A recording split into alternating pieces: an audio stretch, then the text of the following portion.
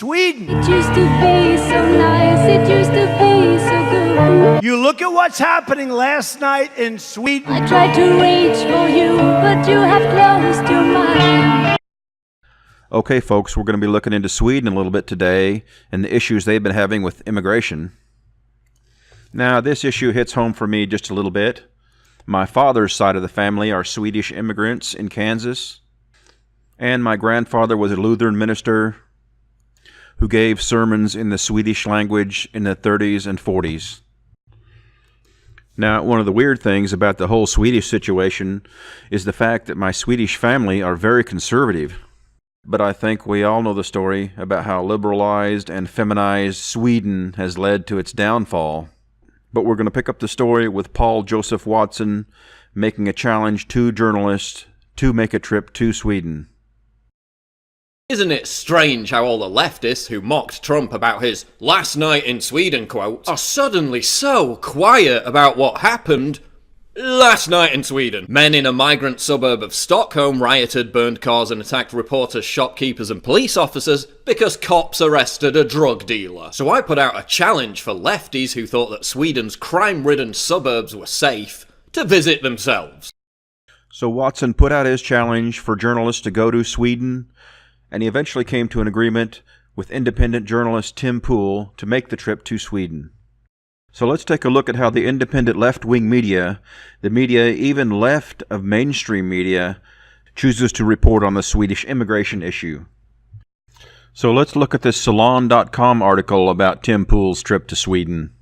The article reads, InfoWars sponsors a journalist trip to Malmö, Sweden, but he finds little evidence of a Muslim crime wave. After much debate over immigrant-related crime in Sweden, Tim Pool traveled to the city of Malmö to see for himself. Since President Donald Trump claimed that Sweden had a crime problem, the country has been at the center of a media tug-of-war over its friendly immigration policies. Malmö, a city with a large immigrant population, has been on the receiving end of most of the allegations of the increased violence. Those fears turned out to be largely unfounded. The debate started earlier this month when InfoWars editor Paul Joseph Watson, who has called the city multicultural Malmö and the most dangerous city in Western Europe, urged journalists to see for themselves and on his dime. And here they have Watson's tweet, "Any journalist claiming Sweden is safe, I will pay for travel costs and accommodations for you to stay in crime-ridden suburbs of Malmö." Watson received overwhelming response from journalists and others, but ended up donating $2,000 for journalist Tim Pool's trip to Malmö. Pool set up a GoFundMe page to support the rest of the trip's costs, stating that his goal was to travel and investigate the claims of no-go zones and the rise in crime that people believe are coming from migrants and refugees. Last week, Pool made the trek and produced short vlogs of his findings. On Sunday, Pool met with residents of Rosengård, who said there is no correlation between the settlements of immigrants in the neighborhoods to rise in crime. He said the crime in Malmö is like what they see in every other major city. Drug-related disputes are the motivation for most shootings, and in their opinion, the level of violence is the same throughout Sweden and not at all concentrated in Malmö. The Swedish newswire TT News Agency talked with Pool following his visit to Rosengård, and he said, quote, "If this is the worst Malmö has to offer, then don't ever come to Chicago." Well, there you have it, Paul Joseph Watson.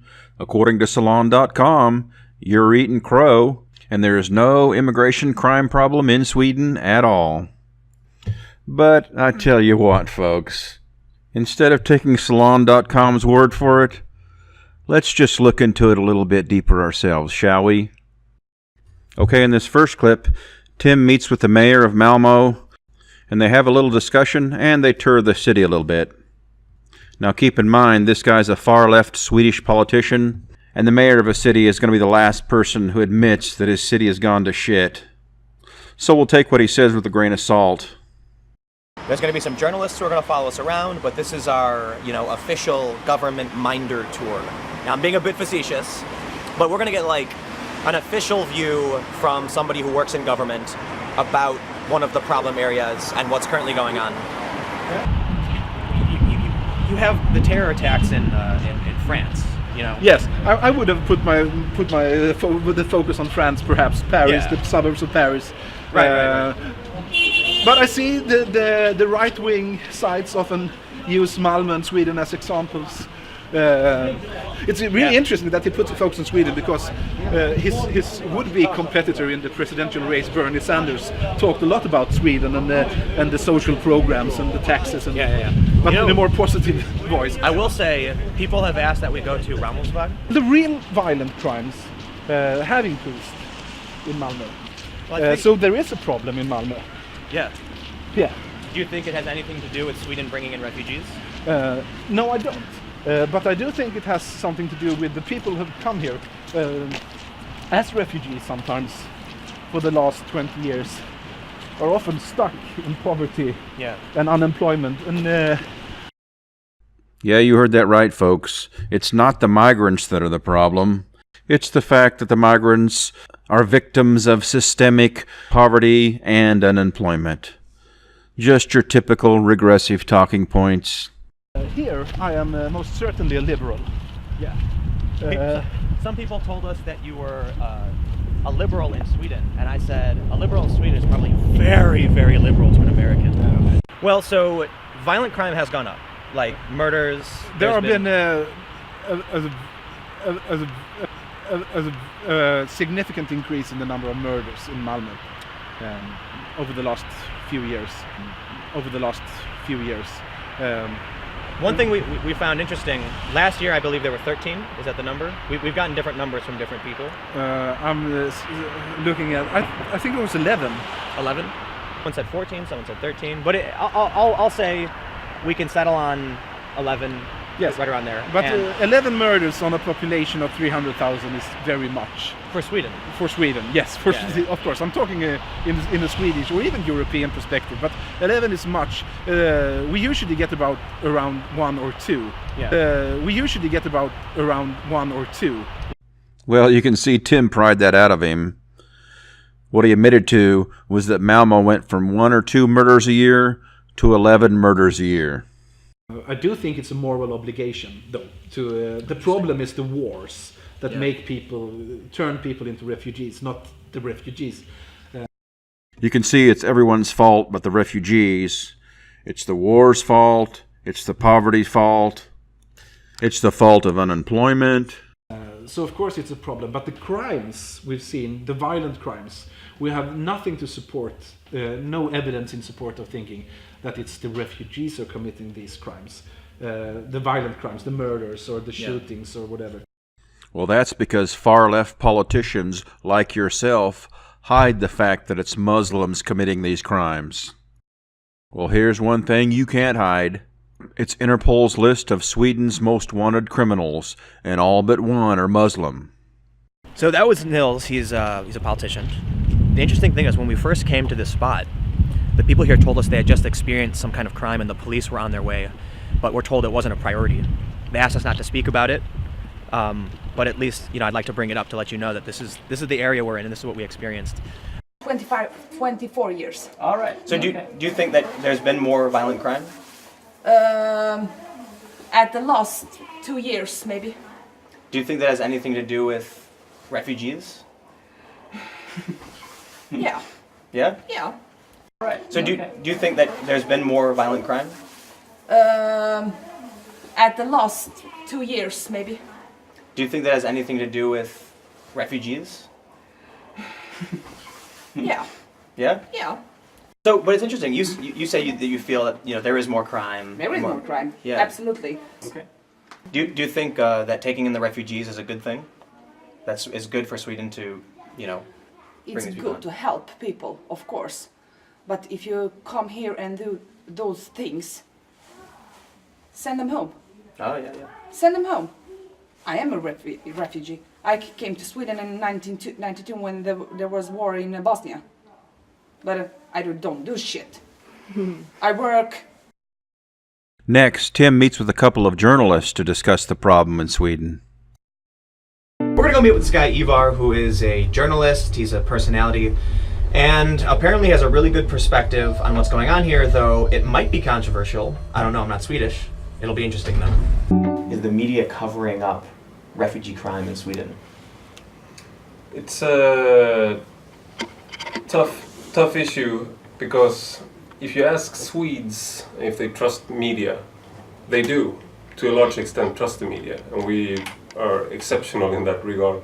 We trust our broadcasting services, our public service, have a great trust in them.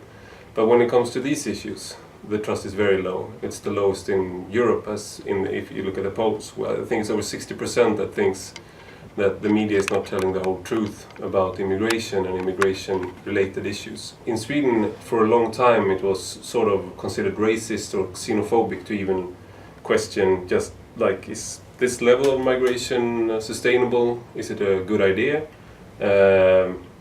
Or to question how well the integration was going. You were always asked about your motives, and all this changed in a very, very short period of time during 2015, during the crisis. So our government basically went from saying, we can do it, we've done it before and we're doing great, and in 2 weeks later we're shutting the border. What we've had in Sweden is that the journalists and the politicians have been walking in lockstep when it comes to this issue, and these issues that are related. So mainstream viewpoints have been labeled as fringe viewpoints or extremist far-right. The more you're interested in this, the more facts you have, the less legitimate you've been considered. It's basically, you could compare it to porn. I mean, the more you know about porn, the less credible you are with an argument about porn. Like, I watch all the pornos in the world. That would just take away your credibility. Yeah. And it's been the same with immigration. Like, I know all the facts, I know the pitfalls, the benefits, the costs, everything. But why are you so interested in these issues? I mean, what's your motive really? Like, You must be a racist. Yeah, you must be racist to even be interested in this. Working for the refugees either. I mean, we had a lot of children who just disappeared, and the police was so understaffed that they saw the children coming here to the train station, but they didn't have the manpower to even control where they were going. So they just came strangers, people they didn't know who they were, picked up strange children arriving at the train station, and just disappeared. And nobody knows where they went, and they're like. Gone. I'm not sure the total number, because it sort of comes with the territory of something being unknown. But, I mean, who knows what happened to those children? This is terrifying. Yeah, it's terrifying. It sounds like the police have lost control. He was right that we have immigration-related problems that are huge, and I think won't be solved in decades to come. This is something we're going to live with in Sweden for a long, long time. There are people telling us that no-go zones don't exist. Instead of debating the hard issue, like why are people burning cars? Why are people throwing stones at ambulances? Why are people tricking ambulances to come into these areas and then attack the personnel who are trying to help people? I mean, these are real issues. You can't put out. People have died because of this, because the ambulances need police escort in some of these areas. The police need police escort. You go 2 cars every time, because one car has to watch the other car when the other police are doing their business. We've had issues with this, because the last time we did a check in Sweden about the ethnicity or the background of people committing crime, it was in 2005, and then it was like 5 times more likely that somebody foreign-born committed a sex crime than a native-born. So they don't want to make those kind of statistics anymore. So you can see the situation here, folks. We have liberal politicians and the liberal society in general pulling the wool over everyone's eyes about the situation. And if you question it, if you bring it up, you're a racist, you're ostracized. And that's why a lot of people don't speak up about this situation. We're about to meet with Chang Frick, who some people say is controversial. They say that he's aligned with the right-wing party here. Others say he's a good journalist. I guess we'll find out. It's a primarily migrant area. Yep. And is this one of the problem areas the police have classified? Yep. Is there Is that because it's a migrant? Like, why is that? You can both claim it's immigrant, you can both claim it's social economic effects. You're watching the same coin just from different sides. It's the same thing you're actually talking about. Sweden is a split society. There is a lot of shit going on, more than you believe, and the shit is affecting normal people. There is immigrants with a job, of course, and he's going to the job the next day, and when he's going to drive, his car is burned up, so he's the victim. So those who is the victims of this happening is immigrants, you know. So if you ask them, go and ask people. You're in the area, go and ask them. You don't have to get it from me. How often do you see a car set on fire in Stockholm? If I just go night crawling, I would say almost every day. Almost every day. The media in Sweden, they recognize it's some problems, but they don't really want to highlight it too much because they are afraid that if we talk too much and let people know that there is problems in immigrant areas, people can turn racists. So we have a moral obligation not to make people racists. There have been a lot of robberies here, really. I mean, so they drove a car in here, smashed the whole window, the whole wall, it went just in with the car. They ran in with Kalashnikovs. And they were outside watching, so no people went here. So, you know, there are some guards patrolling. They were just telling people, get off, you know. And they were running, and they're just filled with gold and stuff, you know, from the jewelry. So, yeah. Wow. And they went to the backside, just where I live, you know. Yeah. Jumped in the car and drove away on this small road. So when I got here, you know, there was this car standing here, lots of people, policemen, everything, you know, it was total chaos. And you see the guy with the Kalashnikov turns the other way, and behind him there's a lot of people, and you just see how they're running and throwing themselves away because they was afraid, they were in the shooting line. And they actually shot some shots inside the store, if I don't remember it wrong. Yeah, so they were totally wild, you know, they're going to rob this place. You know, but we can take it from when I went. Oh, this is pretty tragic, because at the scene I spoke to this guy, and that's his car. Oh. And he needed his car the day after because he was going with his kids, you know, to kindergarten and then go to his job and everything, you know, and he's literally watching his car burning. Okay, so next Tim and his crew visit Rinkeby, which is a suburb of Stockholm. Rinkeby has a large migrant population, and it's reported to have a lot of problems with crimes. So they're going to go check it out and see how bad things really are.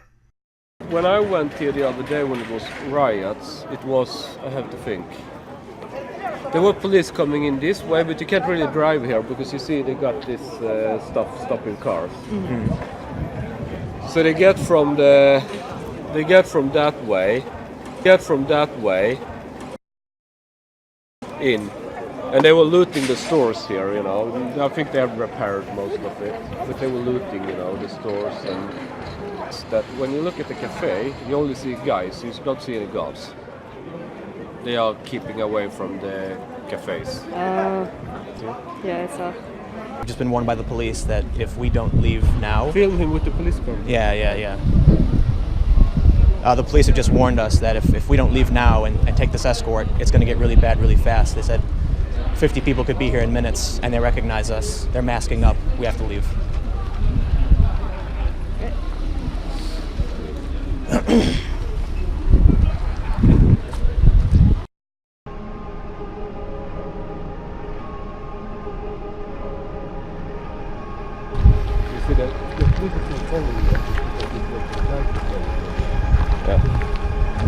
So you get, and this is the middle of the day. So it's the middle of the day. Yeah. The police are following us because we're being followed. The police have warned us that if we don't leave now, things are going to get bad. They said within minutes, 50 people could be here. Lock the doors and let's get the hell out of here. The car is not. Wait, the car is not starting.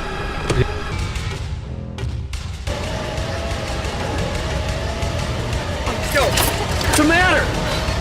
What's wrong? Why is my car starting?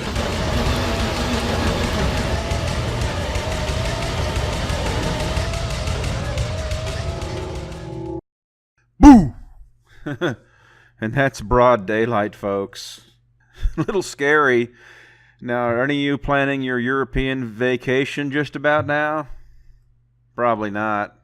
So I wanted to just follow up and do a video talking about what happened today because it kind of threw us for a loop, and I'll just sort of pick up where the video just left off. We had a few minutes, and we said, why don't we just swing by there and just scope it out and do like a quick walk around. I will be totally blunt and say I absolutely acknowledge that walking around with the camera makes it obvious that that you're filming, that you're press or something. I don't particularly feel like I don't fit in a lot of areas. I was actually told by several people I probably would be just fine. Emily did her best. She held the camera down at her side for the most part, as you saw in the footage, and that we could go into this area and just show, like, here's what it's like. I wanted to talk to some locals and just ask them what life was like, maybe see if they would be willing to do an interview. We saw that the police were there. Asked him about no-go zones. Are these real things? Because we hear that they don't exist. And he said, well, like, there's problem areas that have been referred to where they can't go in unless they have at least 2 units, because one cop will watch the other cop. And this is the gist of the conversation. I look over, and Cheng and another officer were speaking. They, gave me one of these, like, come over here. And I walked over, and, there were several men. They started, they were pulling up masks on their faces. One guy, he throws a hood over his head. And we had noticed this. We started kind of getting, okay, what's happening? The officer said that, hey, have you noticed what people are doing around you? If we leave in a few minutes, it might be very bad for you, so it might be smart for you to, to go. And I, and then I was like, we should leave. Like, are you saying maybe we should just go to our car? He's like, that's my tip for you, maybe. And I said, okay. And the cop said, look, maybe if we arrest one of these guys, there could be 50 more in a few minutes with stones. And I was like, okay, so we should just go to the car. And he said, yes. And then I said, are you going to follow us out? What are you? And he said, I think that would be a smart idea. And so the police got in the car and they followed us out. An old saying that you don't get scared on an airplane unless the flight attendant is getting scared. And so if I go into an area and I see the police looking agitated saying, maybe you should go, then I'm kind of like, okay, these cops probably know what they're talking about. We better get out of here. Okay, folks, now that Salon.com article is really starting to stink up the place with dishonesty, I thought we'd mix in a little more left of mainstream media bullshit into the fold. So let's take a look at what the Young Turks have to say about this. Calling them refugees wouldn't change anyone else's opinion about what's going on in the country and whether or not it's a good idea for other countries to take in large numbers of refugees. People have obviously already made up their mind, a lot of which many of which made up their mind based on false information, but you're going to get to that. So, totally. If you look at the numbers, if you just spend 5 minutes and do a quick Google search and look at all of the charts and graphs related to the crime rates in Sweden, you'll see that it's misinformation times 100, okay? Let's get to that right now. We're going to save them that Googling. We're going to do it for them because if you look at the numbers, if you just spend 5 minutes and do a quick Google search and look at all of the charts and graphs related to the crime rates in Sweden, you'll see that it's misinformation times 100, okay? Let's get to that right now. We're going to save them that Googling. We're going to do it for them because it's one thing to show that the cops were taken out of context. Fox News on their front page had a Swedish cop that agrees with the documentary. But at the end of the day, if one cop agrees or 2 feel that they were lied to, those cops are not, reality is not up to them. You can actually find out what the crime rates are. And so let's bring up this first chart. Both of these charts have been compiled by Vox using publicly available information from Sweden. That shows going back to 2005, the amount of immigration per year over a decade-long period. And that's a good amount of immigration that's going on. And in fact, it's rising as we get closer to recent years. And so you would expect, well, if we're integrating more and more immigrants, if they're responsible for crime, man, that crime must really be popping recently. Well, let's bring up a breakdown of different categories of crimes. You see there that some of them, in fact, are down from 2005. All the rest, maybe slight variations of less than 0.5 percentage point per year, but largely stagnant, if not lower. including, by the way, the area of crime that they always talk about, which is the sexual crimes, the rape. Whoa, wait there, little Johnny boy. Your chart shows the big jump in immigration from 2014 to 2015, but your crime chart seems to suddenly stop at 2014 and doesn't show us anything further. Plus, I don't see why you're using this unusual statistic, percentage of the population who are victims of the crimes. It almost sounds like you cherry-picked the charts till you found one that fits your narrative. Well, anyway, I'd like to know how much crime has gone up since 2014. You know what? I think Tim Pool has something to say about that. We'll just say, you look at the statistics over the past couple of years, violent crime is up. The first thing I want to say is a lot of people have brought up the issues of sex crime and how they say that Sweden is, the rape capital of Europe and that sex crimes have skyrocketed. When we've talked to people about this, what they say to us is that, Sweden has a different definition of rape, that the law is very wide, and they try to claim that Sweden defines rape differently, so you need to think about that. And that's true, you should think about that, but you should also realize that every country defines rape differently. So by Sweden's own definition, they do have a high rate of sex crime, and that shouldn't be ignored. Yes, take into consideration their broad definition of the term, but also realize there's a lot of women reporting this, so again, by Sweden's own definition. But more importantly, I want to take a look at the actual statistics. So forgive my horrible Swedish pronunciation, but the official government statistics come from BROA. Now, the Washington Post cites a criminologist, and they say that in recent years, crime in Sweden has gone down. Overall, Sweden's average crime rate has fallen in recent years, as Strata said. That drop has been observed for cases of lethal violence and for assaults, two of the most serious categories of crime. Okay, here's my first question. What does recent years mean? Because according to the Washington Post, that's 1980 till 2015. That's 35 years. That's not very recent. So let's take an actual look at the statistics. When you look at murder and manslaughter specifically, you'll see that since 2012, it has gone up dramatically. We can then even look specifically at knife crime. This usually involves someone just carrying a knife. Knives are illegal here. And you'll see that, once again, since 2013, it has gone up dramatically. Another interesting individual statistic is to look at hate crime, which, no surprise, since 2010, reported hate crimes have been on the rise, at least by a decent margin. And the last statistic I want to look at is rape in Sweden. It's actually a bit more nuanced. When you look at recent years, and I'm talking about the past few years, you'll see that in 2012 there was a huge spike for sexual offenses against women. That number went down slightly in 2014, but then up till 2015, it skyrocketed. Variations of less than 0.5 percentage point per year, but largely stagnant, if not lower, including, by the way, the area of crime that they always talk about, which is the sexual crimes, the rape. They love to talk about rape, don't love to talk about the actual statistics. Okay, I want to go back to that liberal rag, salon.com, and show you something else. As you can see here, their article about Tim Cook's trip to Sweden is dated February 28th. This is a full week before he had finished his investigation, and he was still in Sweden investigating on March 6th, according to these tweets.